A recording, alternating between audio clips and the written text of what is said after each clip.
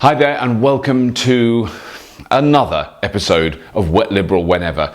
Now, it's not something I've been keeping up with, and I really do enjoy doing them, and I love your responses to them, and I love all the arguments they cause, and it's, you know, or the satisfaction and deep pleasure they cause. And it's so, I found it very difficult to do, and carpool takes up an enormous amount of my time. Joyously, I've been given a car. I've been given a car for a year. I've been given quite a lot of cars.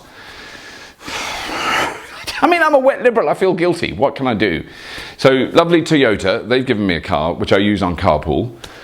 And now lovely Mitsubishi have given me another car, which I'm going to use in another show, which I'm going to start doing next year. Now, why would anybody be interested in seeing, you know, a video about a bloke in a car? Well, the only reason is, it's a pure electric car. Obviously, it's a very topical subject at the moment, isn't it? A lot of people are talking about it. And when my favourite TV show went out last night, a lot of these things have happened in a very sort of interesting way. You know that something's going on when there's that synchronicity, I believe Carl Jung described it as. My favourite TV show, Top Gear, which was on, and it's one of my favourites. I don't want to say it's my favourite. I love Flash Forward. That's brilliant. I watched that with my son. Top Gear. Last Sunday, the most recent episode, for those of you overseas, the most recent episode we've seen, the three wonderful and amusing presenters of, it was very funny, of Top Gear built an electric vehicle. Just about as, you know, as badly as they could. It looked rubbish because it ran out of electricity. You've got to laugh. In the middle of Oxford, and then they had to find a pub where they could plug it in. They all had to hold the wire up in the air. Because that's what you'd have to do if you had an electric car. Because if you have an electric car, obviously, you're a complete and utter moron.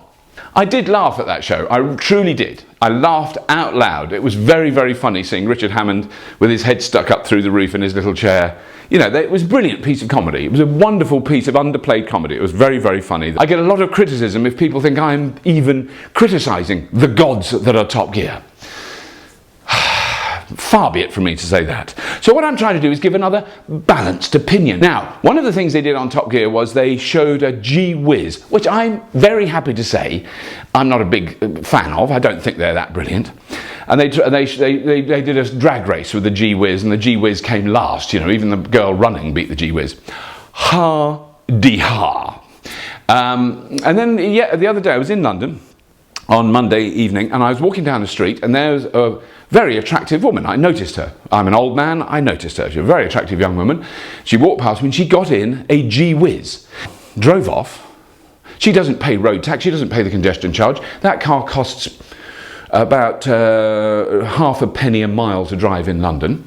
It does 40 miles. Well, if you've done 40 miles in London, you're outside London. Only an idiot would stand in the road with the wire like that while they're charging their electric car. No, instead of that, there was a very attractive, very suave, very fashionable, cutting-edge, intelligent woman with a job, with money, with a decision-making ability to go, shall I get the Audi 8.8 V8 with a massive exhaust that can go sideways down the road, burning rubber, or shall I get the electric car that is extremely sensible? And guess what she's done? She's chosen to ignore the Clarksons of this world and their absurd, hanging, swinging knob absurdity of the old-fashioned, out-of-date, old technology internal combustion engine, and she's got a little electric car. And she has saved herself tens of thousands of pounds in doing so. Petrol engines are rubbish, ladies and gentlemen. Diesel engines are rubbish. They're old technology, they're based on steam engines, they are pistons and conrods and valves and cams that are spinning around. There's hundreds and hundreds of moving parts and they're all rubbing against each other, making friction and heat and needing oil to keep them going. How many moving parts are there in an electric motor? There is one. One moving part that doesn't wear out. Most electric motors will do over 1 million miles in a car. 1 million miles. You know, it is very odd, and there is no alternative to that view on television. The only alternative to that view, ladies and gentlemen, which is why I'm doing this, is here.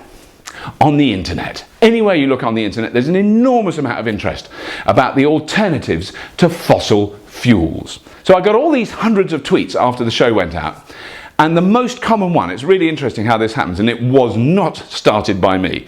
The most common one was, well, obviously batteries aren't going to be the future of transportation, hydrogen is.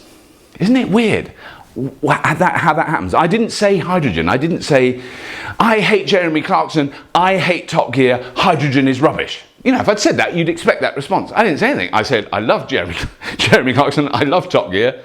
I didn't say anything about hydrogen. Huge amounts of people are emailing me about hydrogen. Hydrogen's the future. The future is clearly the fuel cell. And the battery technology just isn't up to scratch. And, you know, it was extraordinary. And then you go, well, so I always react to it because I'm an idiot. So I go, well, I don't think hydrogen is the future. You know, batteries are much more efficient. And one guy said, and this is classic, one guy said, batteries will never work because they're charged by burning coal to make the electricity. Hydrogen is just seawater. Now that is, I would say, is a piece of information that has been funded directly by the coal and oil industry to make people think that hydrogen is the answer, and for them to relax and go, okay, while they're sorting out hydrogen, I'll just buy some more petrol for another 10, 15, 20 years. I'll do that until they sort out hydrogen. Where does hydrogen come from, ladies and gentlemen? This is the question that nobody wants to answer from the petrol and oil companies. The easiest way to get hydrogen in a tank is to strip it out of natural gas, a fossil fuel, a non-renewable form of energy. You steam natural gas and you can extract the hydrogen from it. You can do it the same with crude oil. You can take the hydrogen out of crude oil. And guess what? That's what they want to do. Yes, you can get it from water. If you pump gazillions of tons of electricity into the water, you can extract hydrogen. It's a very, very expensive process, and it uses far more energy putting into it than you get out of it. So when some young man sends me a tweet and goes, well, you will just use seawater because there's loads of that. Yes, there is loads of that, and it contains tons of hydrogen. But you can't get the hydrogen out. I'll tell you one thing you can get out of seawater very, very easily, and not a lot of people know this. There's one element that's in seawater by the trillions of tons, and it's very easy to extract. Do you know what that element is? It's called lithium. Lithium as in lithium-ion batteries. It will never run out. It's 100% recyclable. Once you've got a load of lithium, it can't go anywhere else. It doesn't turn into anything else. It just stays as lithium. So when they recycle a lithium battery, they recycle 100% of it. That is what Tesla are doing, that is what Toyota are doing, that is what Mitsubishi are doing. All these companies are happily carrying on producing these parts. The sections of these companies that make electric cars, I think I should point that out, are happily doing that. They're setting up plants that will recycle the batteries. There is an enormous amount of misinformation being pumped at us every day. And it is directly funded by oil companies because they'd be daft if they didn't. Their income is in jeopardy. If you ran an oil company, you'd be an idiot if you weren't saying, can we pay this journalist as much money as we possibly can to say that battery cars don't work, because it will delay it for another couple of years.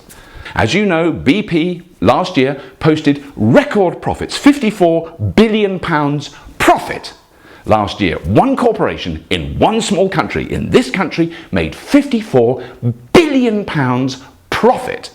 Their turnover is astronomical.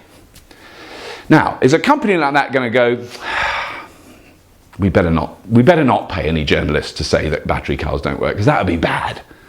That would be a bit undermining, wouldn't it? We wouldn't be being honest if we did that. Are they going to say that, ladies and gentlemen?